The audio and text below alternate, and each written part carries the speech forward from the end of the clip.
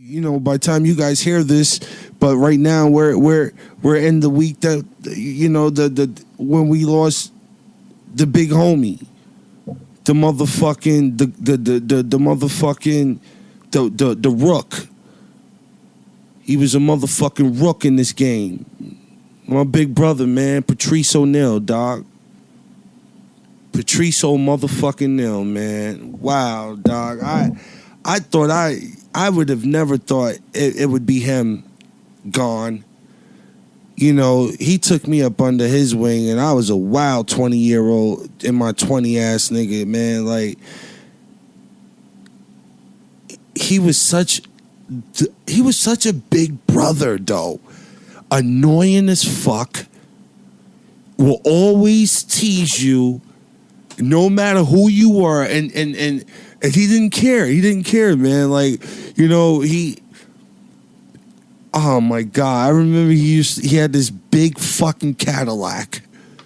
This burgundy fucking Cadillac with this pimp hat and these leather coats. He used to come to Harlem and have me take him shopping for leather coats, like Pelés and shit like that. He was always a sweetheart, man. I got so many great stories about Patrice, man. I've seen Patrice progress and morph into this beast on stage. I watched it grow. He's always been a thinker. He's always been smart. He's always been a fucking animal. I remember, man, Patrice, he always wanted to keep an eye on me. He always wanted to keep an eye on me, man. This when I was a wild, disrespectful young nigga, still carrying the pistol around in the comedy land and all that dumb shit. Patrice was taping for Comedy Central at the Millennium Theater. Clyde Davis, all these motherfuckers was there, bro. Wyclef Jean, everybody. And, my brother, one of my big brothers in comedy, Drew Frazier, was hosting. And, I didn't think nothing of it. I was with my homie. He was a weed dude. But he was more than a weed dude. He was an artist. He would make T-shirts and shit like that. But, I always like to keep a weed nigga with me, man. I like to smoke weed. That's my shit. But Raj was more than that. Raj was my homie too. He's a nigga that walked around with rusty shanks and shit like that. With rusty forks and shit that was sharp. All kind of wild shit, And we up in the spot, Patrice was talking to me on a like on the side before he had to go backstage to go on because he was going next. He said, "Jimmy, go get your seat. I got y'all. Y'all going to be sitting like in the front. Go sit down now because I want to see you sit down, and I want to go and know that everything's okay." So as we are making our way to our seats, Drew Frazier says in this whole white audience, as me and the other black brother walk in, get in our seats, everyone sees us. It's not everyone else is sitting. We're getting into our seats, and this motherfucker goes on the microphone. "All right, white people, clench your purses. Watch your wallets. You don't know who these, what they might be lost trying to blend in with the crowd." And at first, I was laughing along with it, like, "Oh, that's funny." Now, I'm a comic, though. Don't just take a shot at me, my nigga, in this audience, and then think I'm some sucky duck, nigga. You gonna keep moving on without acknowledging me. I looked over to see if Patrice was watching, and Patrice was standing afar on the side of the side of where backstage was, the entrance to backstage, shaking his head at me. Man, I was fuming. Wow. Fuming. This bitch ass nigga did this sucker shit to me, bro. Like you don't know me, my nigga. Like you don't know me. Homie. Patrice goes up there and bodies that bitch. I'm talking about standing ovation, my nigga, like a legit standing ovation for his half an hour. Okay? After that, all I could think about was getting back to this motherfucker, Drew Frazier, dog. Yo, B, this motherfucker, Drew Frazier, was walking by me like he didn't know. He didn't know what the fuck he just did. And, you know, he was real arrogant, real cocky. And he kept walking by me, yo, bro. Every time he walked by me like 7 different times. I hog spitted on this nigga in his face, his neck, and his shirt pocket, in the front of his shirt pocket. I'm just hog spitting on this nigga until he walked by with a chick, and I hog spitted on him again with a chick, and he tried to say something, and I said, yeah, what's up? What's up? Patrice came over and grabbed me and said, Jimmy, this is how you're going to end my night? If that's the case, go wait outside for me in the front. I'm going to pull my car around and I'm going to drive you home. I was ready to do the most. Why I gotta do this negative shit to y'all niggas, man, to make y'all niggas know I'm not him? When a nigga spit on you, a nigga invite you to his dick and all that wild shit, man, yo, don't worry about all that shit. They know our show. I know you going crazy, Mike the producer. You hearing G Money moving shit around and stuff like that. Niggas know we. I got the mute button going. I got it. It's good. Okay, we all right. Good. We Gucci, man. But I'm not that nigga. Man. Patrice, boy, he used to save a lot of motherfuckers, bro. He used to save a lot. I mean, one time this nigga called me out of the blue, out of nowhere. He was like, hey, Jimmy, what you doing? I was like, nothing. I'm about to go downstairs, and I think I had to go. I think my mom's wanted me to go get some spiced ham or something like that shit for her. And Patrice stopped me to talk on the phone for like 15 minutes when he used to live in New Jersey, in Jersey City. He used to live with Will Sullivan's. Yeah, Will Sullivan's. And I can't believe I was stuttering on his name. I love Will. I know his name. He bought a fucking ceiling fan. And when he bought this fucking ceiling fan, he called me to tell me, Jimmy, if you ever get a decent come up in the game,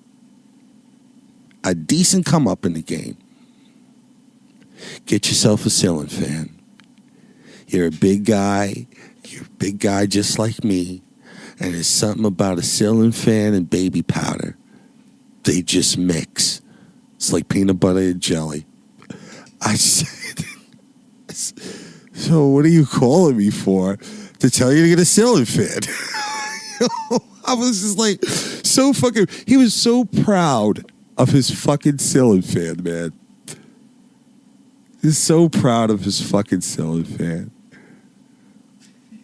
Oh my God. My big brother used to cut. He loved this fucking Brazil. He loved Brazil. Rio, he loved fucking Rio. Like, he was my avatar for being the creepy guy that I really wanted to be, but I didn't really have it in me. He was the creepy guy avatar for me. He used to come back with these stories, dude.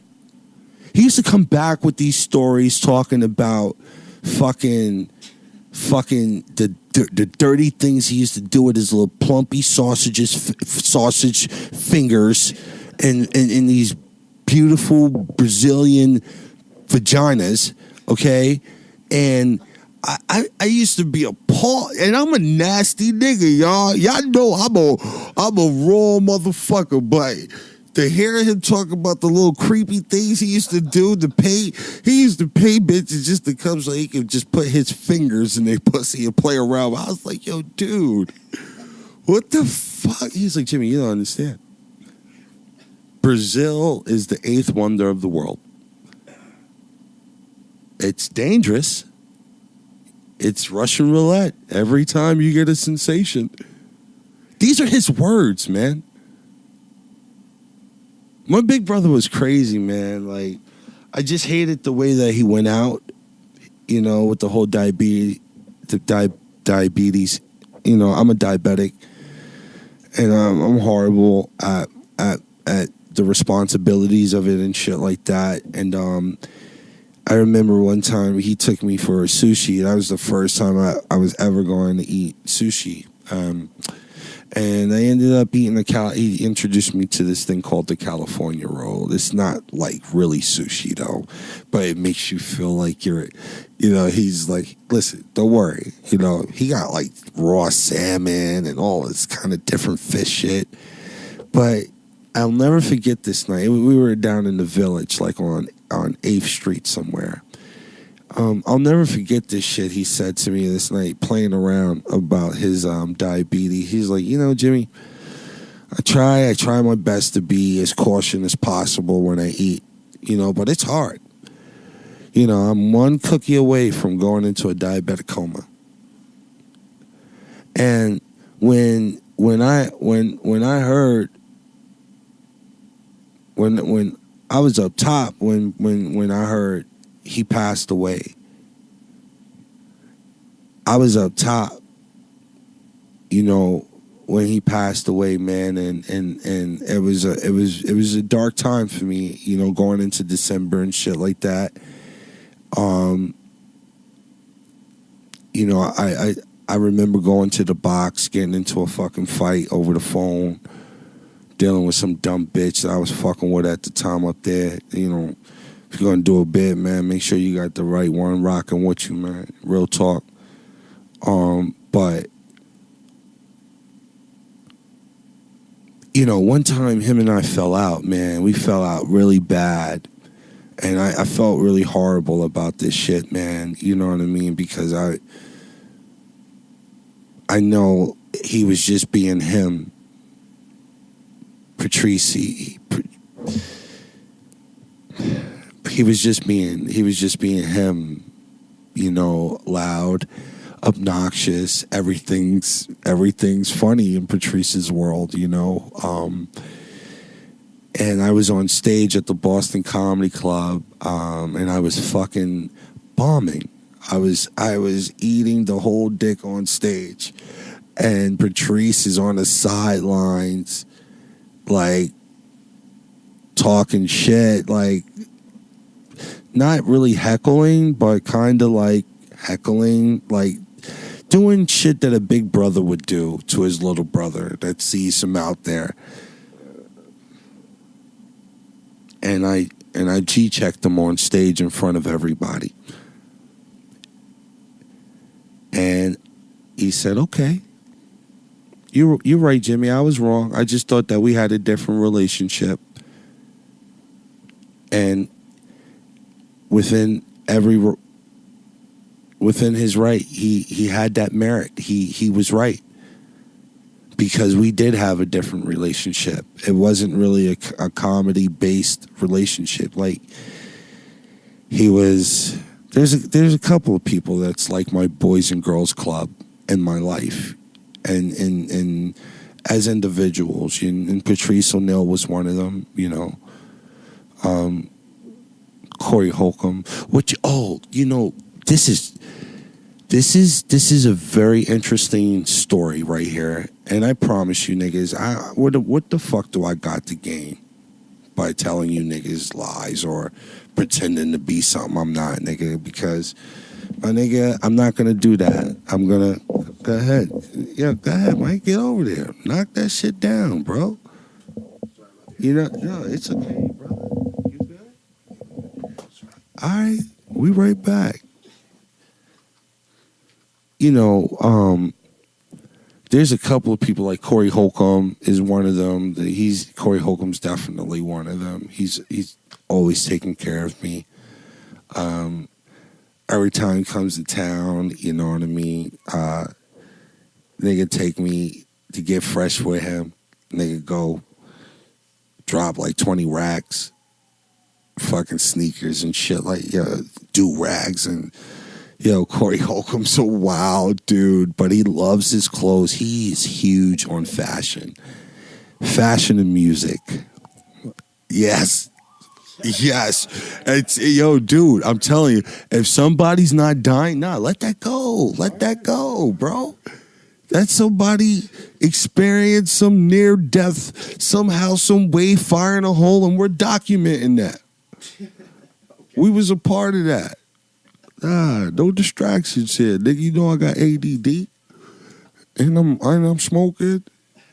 Come on, man. But I remember when Patrice O'Neal left to LA. Pay attention, y'all. I need y'all to hear what I'm about to say because this is a true fucking story.